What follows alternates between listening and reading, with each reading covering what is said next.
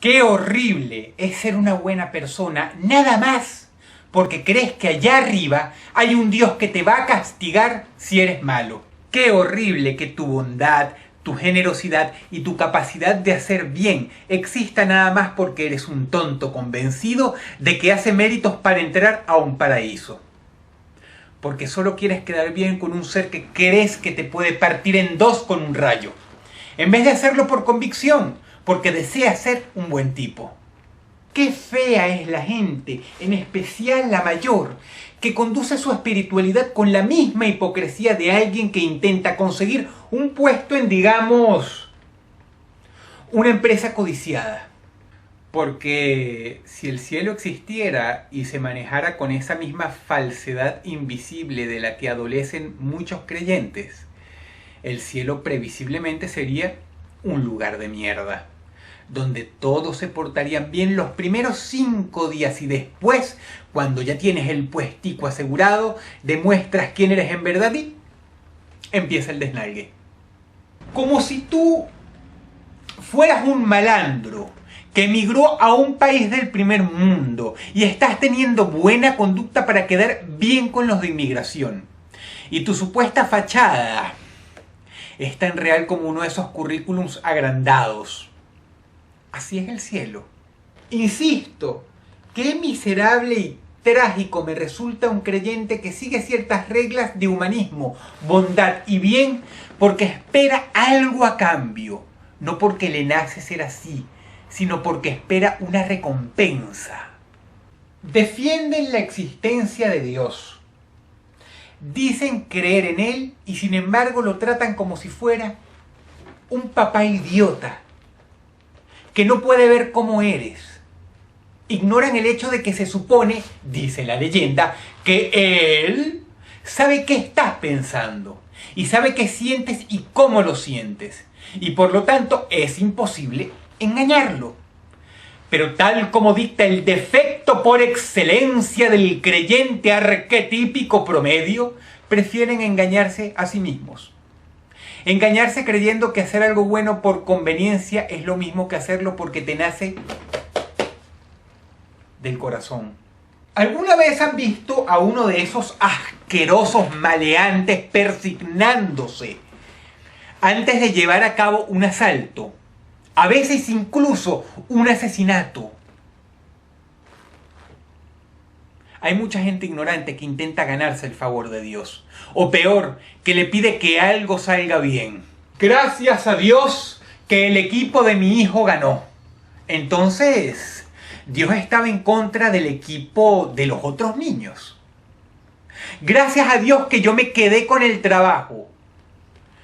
Entonces Dios quería que los demás se quedaran sin trabajo, en especial si alguno probablemente lo merecía más que tú.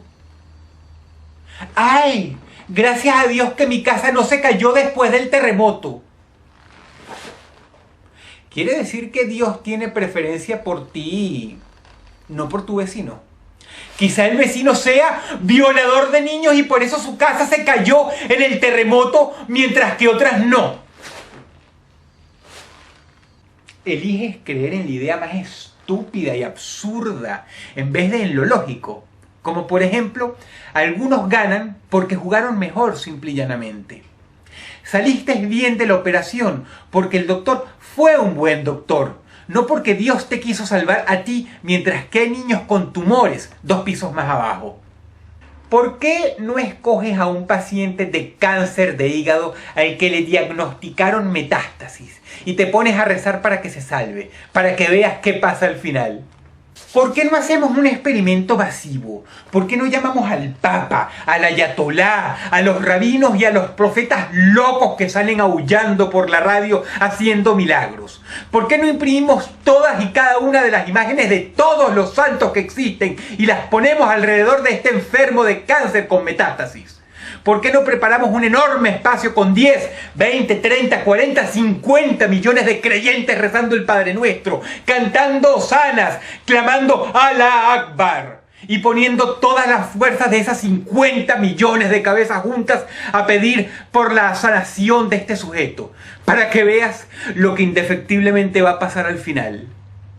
Se va a morir el tipo. Y no solamente se va a morir, sino que además él no va a sentir menos dolor que otro paciente adoleciendo la misma enfermedad en otro hospital al que nadie le reza. Ah, no. Pero al final, un chico que salió a pasear en la bicicleta se cayó, se fracturó una pierna, lo llevaron rapidito al hospital, lo sanaron, al mes puede caminar y gracias a Dios que está bien. O que se fracture el cráneo, o que se enferme de neumonía, o que le detecten a tiempo un cáncer de mama a la señora. O todas esas cosas que si te hubieran pasado hace 100 años, habrían firmado tu sentencia de muerte. Es la medicina la que te salvó, porque el cirujano te operó. Fueron 10 años de carrera universitaria la que te salvaron. Y si crees lo contrario, bien, cuando tengas un problema, ve a la iglesia y no al hospital. Pídele al cura que te opere y que éste a su vez le pida a Dios que dirija la mano que sostiene el bisturí, para que veas lo bien que vas a salir de eso. Yo sé que sentarme aquí y decirte que Dios no existe es difícil para ti. Puede que hasta chocante, pero vamos poco a poco. Por lo menos hoy día una gran parte de la población se ha desencantado con las religiones. La hipocresía y algunos delitos que a veces cometen los integrantes más sagrados de estos dogmas dicta que en un todo las religiones pertenecen a una etapa de infancia, de inmadurez de la humanidad, que está dejando atrás poco a poco conforme éstas más pierden el poder que le da la gente y los estados. Pero habiendo dejado atrás las religiones, ciertos síntomas producto de ellas persisten. Ellas y solo ellas, a través de tus padres, te inculcaron que Dios existe. Y por lo tanto, aunque ya no seas católico, judío o musulmán, sigues creyendo en Él. Como el típico mensajito del que yo ya estoy bien acostumbrado. ¡Ay, Dross! Yo no soy de ninguna religión, pero creo en Dios. Muy bien. Bravo. Crees en ese personaje que inventaron las religiones, pero no eres religioso.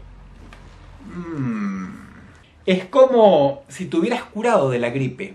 Ya no tienes fiebre, pero sigues tosiendo. Está bien, por algo se empieza. No te culpo por no creer en Dios, porque estás luchando contra toda una vida en la que te enseñaron a creer en Él. Estás peleando contra un gusanito que no tiene nada de mágico, sino que se llama cultura. Contra la doctrina que te impusieron de niño, que te metió una idea en la cabeza. Y tu fuerza no depende de qué tanto decidas abrazarte a la ignorancia, sino a pelear contra ese dogma intransigente que te inculcaron y abrirte al mundo, a esas cosas maravillosas, a la ciencia, a la astronomía, en vez de buscar cualquier excusa rebuscada para defender supercherías caducas. Dios me está probando. Y por eso es que Él no. Por eso es que Él me dio libre albedrío. Sí. Libre albedrío. Tenemos libre albedrío y por eso Él no se mete jamás ni hará acto de presencia en esta vida. Pero hace miles de años sí se aparecía cada rato a la gente del desierto y separaba los mares y hablaba con las personas. Pero bueno, eso era antes, ahora cambió de opinión. Nada más en este brazo de esa épica espiral cósmica que llamamos galaxia hay 4.000 billones de soles. ¿Quién sabe cuántos planetas tienen todos esos soles? Y hablando de soles, algunos de ellos son millones de veces más grandes que el nuestro. Y hoy, gracias al telescopio Hubble, sabemos que existen miles de millones más de galaxias de las que hay estrellas en la nuestra propia. Y eso es solo lo que podemos ver con nuestra modesta tecnología terrestre.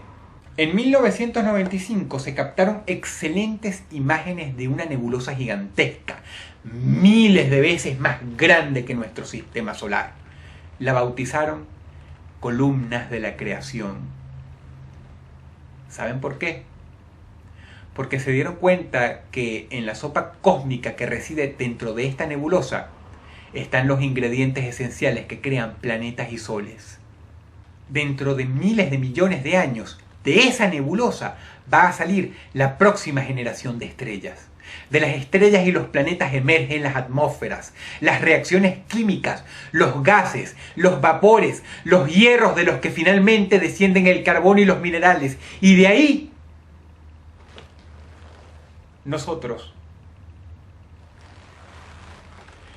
Todo por estar a la distancia correcta de nuestra estrella madre, la que ha llevado a los científicos a estar seguros de que hay vida allá afuera.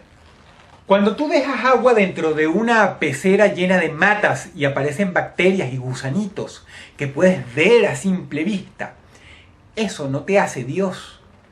Y aunque cueste comprenderlo, lo mismo pasó en grande. Por más que seas arrogante y creas que tú no pudiste hacer el diseño de la química, la biología y la evolución a través de millones de años. Y por cierto, para los que eligen quedarse atrás y seguir creyendo, no te saques truquitos baratos del bolsillo porque no te van a servir de nada. Hace miles de años, culturas indígenas, vikingos, mayas, creían que las lluvias las ocasionaba un dios. Hoy, en cambio, sabemos por qué llueve. Y hasta lo podemos predecir. La Iglesia Católica pensaba que la Tierra era el centro del universo, por eso de que el hombre era la creación máxima de Dios. Hoy sabemos que no es así. Lo hemos visto con nuestros propios ojos. Hoy podría decirse que de hecho, la Tierra en el cosmos no es nada. Hemos avanzado muchísimo, ¿no? Las cosas van a continuar en esa tendencia. Por eso mañana sabremos cómo se creó el universo. Sabremos la verdad del Big Bang. Sabremos más sobre los agujeros negros. Tendremos la explicación real de muchos misterios. Quizá la famosa teoría del quantum, la teoría del todo, sea finalmente probada. Por eso lamento decirte que el hecho de que yo no pueda explicarte cómo explotó el Big Bang no quiere decir que exista Dios. Me apena mucho que tú pienses que hace 14.000 millones de años había un hombre de barba con una túnica blanca y un fósforo, que lo empezó todo. Lamento mucho que esa novela friki es lo que tú elijas creer.